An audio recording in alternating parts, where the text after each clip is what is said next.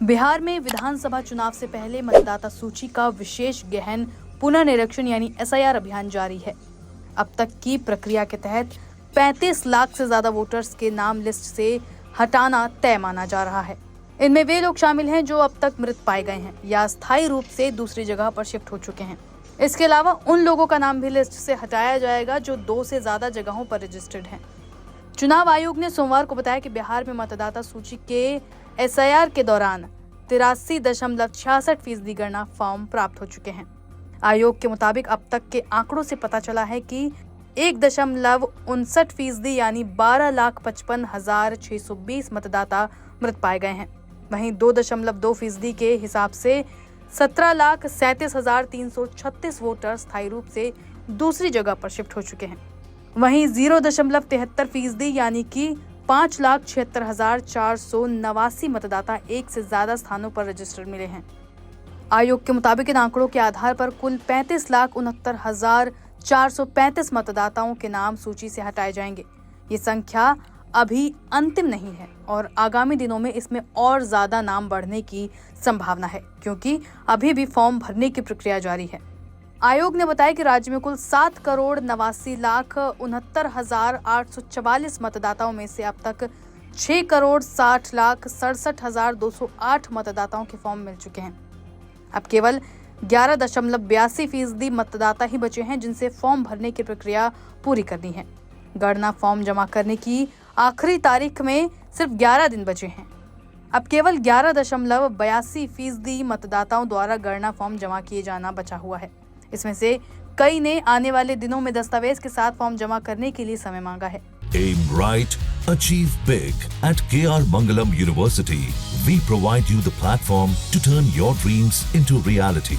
At KR Mangalam University. आयोग के मुताबिक अब तक ECI नेट प्लेटफॉर्म पर सोमवार की शाम 6 बजे तक 5.74 करोड़ फॉर्म अपलोड किए जा चुके हैं। चुनाव आयोग ने आश्वासन दिया है कि कोई भी पात्र मतदाता न छूटे, ये सुनिश्चित करने के लिए व्यापक प्रयास किए जा रहे हैं। जल्द ही 1 लाख BLO घर घर जाकर तीसरे राउंड का दौरा करेंगे। उनके साथ करीब 1.5 लाख BLA भी सहयोग करेंगे, जो प्रतिदिन 50 गणना फॉर्म प्रमाणित कर जमा कर सकते हैं। शहरी क्षेत्रों के मतदाताओं को ध्यान में रखते हुए बिहार के 261 शहरी स्थानीय निकायों के 5,683 वार्डों में शिविर लगाए जाएंगे, ताकि कोई भी शहरी मतदाता मतदान करने से वंचित न रहे। वहीं अस्थायी रूप से राज्य के बाहर गए मतदाताओं के लिए भी जागरूकता अभियान चलाया जा रहा है, जिससे वो समय पर अपना गणना फॉर्म जमा करा सकें। मतदाता सूची का ड्राफ्ट 1 अगस्त को प्रकाशित होना है। हालांकि अब तक जितने भी वोटर्स को लिस्ट से बाहर किया जाना है, उनके बारे में कोई भी अतिरिक्त डेटा सामने नहीं आया है। ये लोग राज्य के किस हिस्से से हैं, ये भी नहीं पता चला है।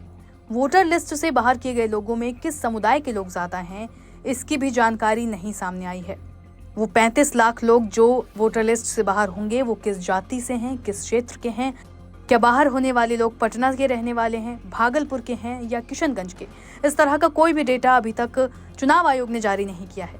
वहीं एसआईआर के अभियान पर विपक्ष भी हमलावर है। AIMIM के अध्यक्ष असदुद्दीन ओवैसी ने तो एसआईआर को NRC का दूसरा तरीका बताया।